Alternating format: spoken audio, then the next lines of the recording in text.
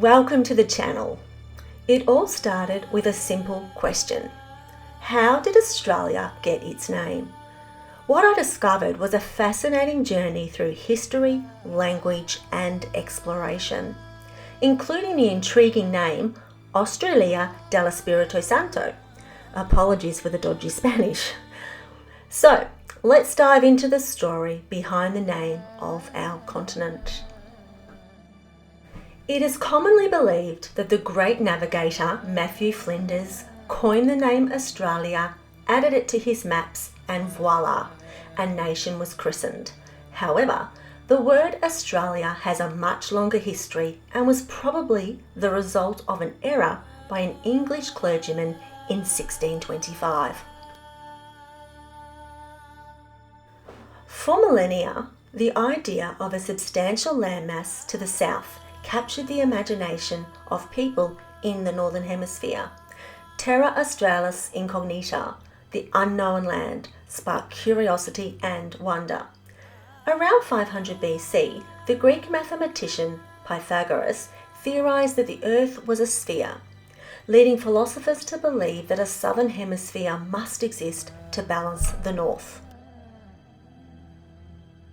In the 13th century, Venetian explorer Marco Polo penned enticing accounts of a place he called Locac, describing it as very large and rich. There is a great king in it. They have a great abundance of gold, so great indeed that no one could believe it without seeing it.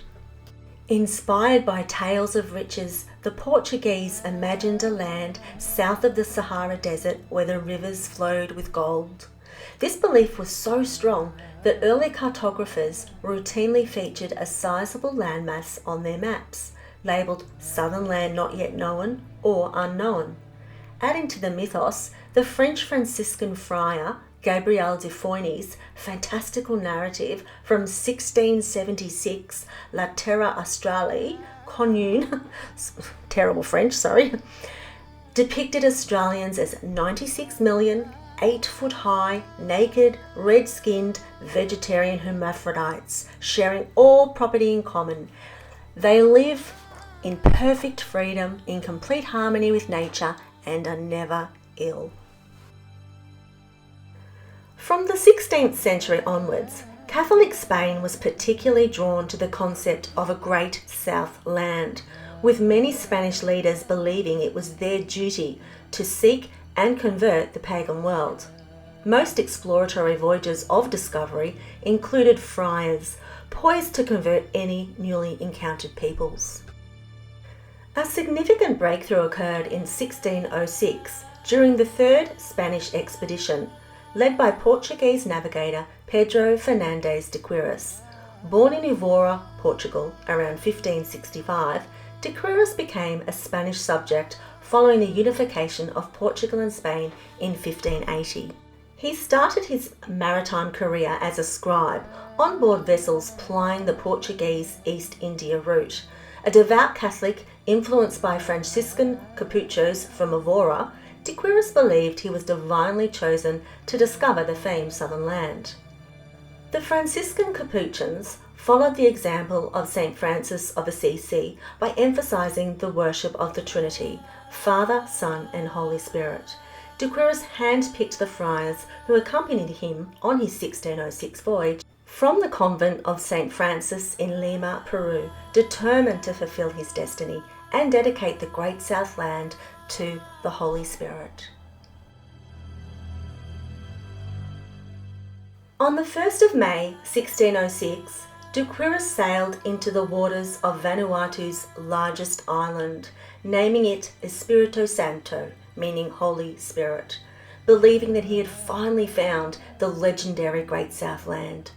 No consideration was given to indigenous people of Vanuatu, as de Quiros operated under the widely recognised 13th century laws proclaimed by Cardinal Enrico de Souza, which asserted the Pope as the ultimate Dominus Orbis, Lord of the Earth, and therefore arbiter over those parts of the globe whose inhabitants were in ignorance of the Holy Gospel. To many of de Quiros' crew, the land's riches were theirs for the taking.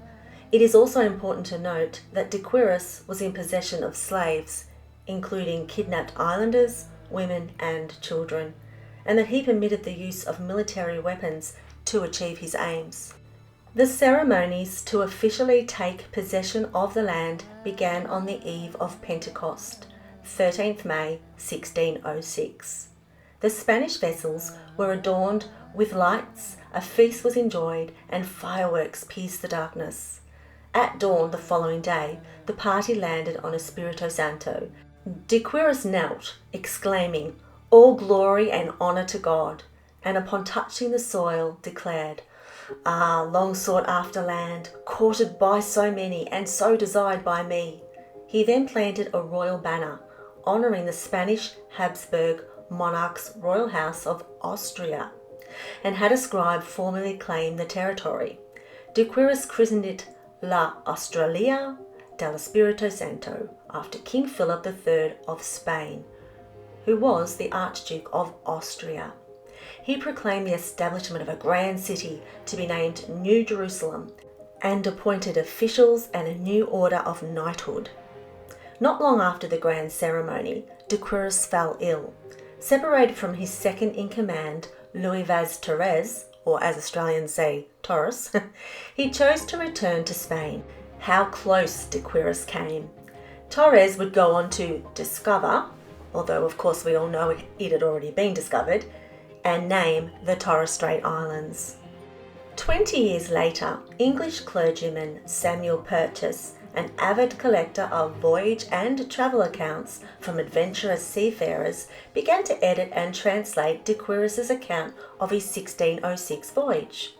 Reverend Purchas specialised in writing from a Christian lens. His work Purchas's Pilgrimage, or Relations of the World and the Religions Observed in All Ages and Places, discovered from the creation unto the present, that's a very long title, was published in 1625, contained a translation of de Quiros' 1606 journey to Vanuatu, and was the first to print the word Australia instead of Australia.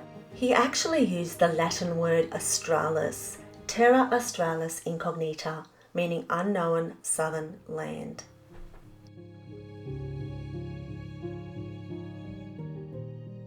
Its influence led to the widespread acceptance of the name Australia for the yet-to-be-discovered Great Southern Land. While Purchas is credited with inventing the word Australia, it was naturalist George Shaw, son of the Reverend Timothy Shaw, who applied the name to the continental landmass we now recognise as Australia. Shaw left the church to study medicine and work at the British Museum. In 1794, he authored a book called The Zoology of New Holland, which referred to the vast land, or rather continent, of Australia, Australasia, or New Holland. 5 years later, the London Missionary Society published an account of the voyage of the first British Christian missionaries to travel to the South Pacific on the Duff. They described the Polynesian Islands and the Marshall Islands as Lesser Australia, and New Holland, Papua New Guinea, New Zealand and the Solomon Islands as Greater Australia. Navigator and hydrographer Captain Matthew Flinders further promoted the name Australia in his book A Voyage to Terra Australis, published in 1804. He insisted on a singular name for the continent. He said, "It is necessary, however, to geographical precision that as soon as New Holland and New South Wales were known to form one land, that there should be a general name applicable to the whole." Despite objections from influential figures including Sir Joseph Banks, Flinders preferred the name Australia. He said, "Had I permitted myself any innovation upon the original term, it would have been to convert it into Australia, as being more agreeable to the ear." His preference caught the attention of the Governor of New South Wales, Lachlan Macquarie, after he read a copy of Flinders' book in 1817. Macquarie began using the term in dispatches back to Britain, and by the 1820s, Australia had become the officially recognised name of the continent.